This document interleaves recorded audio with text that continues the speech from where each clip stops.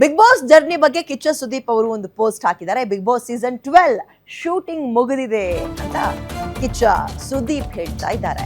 Big boss ಮನೆ close ಆಗಿದೆ ಅಂತ ಮಾಹಿತಿ ಹೊರಬಿದ್ದಿದೆ. ಗೆದ್ದವರ ಬಗ್ಗೆ ಗುಟ್ಟು ಬಿಟ್ಕೊಟ್ಟಿಲ್ಲ. ಅದೇಂಗ್ರಿ ಬಿಟ್ಕೊಡ್ತಾರೆ? ಇವತ್ತು ಸಂಜೆ ಅಲ್ವಾ ಗೊತ್ತಾಗೋದು. ಎಲ್ಲ ಸ್ಪರ್ಧಿಗಳು ಹಾಗೂ ವಿಜೇತರಿಗೆ ಅಭಿನಂದನೆಗಳು, ಬೆಂಬಲ ಕೊಟ್ಟ ವೀಕ್ಷಕರಿಗೂ ಕೃತಜ್ಞತೆ ಅಂತ ತಿಳಿಸಿದ್ದಾರೆ ಕಿಚ್ಚ ಸುದೀಪ್. ಬಿಗ್ ಬಾಸ್ ಯಶಸ್ಸಿಗೆ ಕಾರಣರಾದ ಟೆಕ್ನಿಕಲ್ ಟೀಮ್ಗೂ ಕೂಡ ಅಭಿನಂದನೆ. ಸೀಸನ್ 13 ಶುರುವಾಗೋವರೆಗೂ ಬಿಗ್ ಬಾಸ್ಗೆ ವಿಶ್ರಾಂತಿ ಅಂತ ಹೇಳಿದ್ದಾರೆ.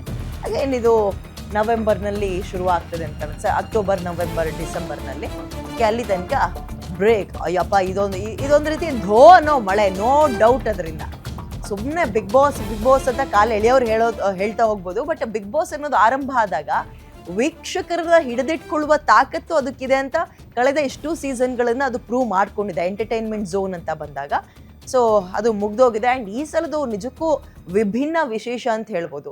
ಒಬ್ಬ ನಟನಿಗೆ ಅಥವಾ ಒಬ್ಬ ಕಲಾವಿದನಿಗೆ ಈ ಪ್ರಮಾಣದಲ್ಲೂ ಒಂದು ಕಾರ್ಯಕ್ರಮದಿಂದ ಅಭಿಮಾನಿಗಳು ಹುಟ್ಕೊಳ್ತಾರ.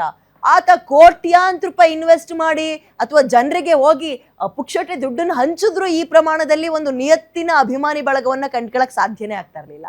ಅದು ಗಿಲ್ಲಿ ಅವರ ಹೆಸರು ಎಲ್ಲರೂ ಕೂಡ ಹೇಳ್ತಾ ಇದ್ದಾರೆ. ಏನು ಹುಡುಗಾಟನೇನ್ರಿ? ಆಮೇಲೆ ಈ ಸಲ ವೋಟ್ ಮಾಡಿರುವಂತಹ ನಂಬರ್ಸ್ಗಳನ್ನು ಕೂಡ ಹೇಳ್ತಾ ಇದ್ರು. ಸೊ ಅತ್ಯಂತ ವೀಕ್ಷಣೆ ಪಡೆದಂತಹ ಕಾರ್ಯಕ್ರಮಗಳಲ್ಲಿ ಇದು ಒಂದು ಅನ್ನೋದನ್ನ ಮತ್ತೆ ಪ್ರೂವ್ ಮಾಡ್ಕೊಳ್ತದೆ.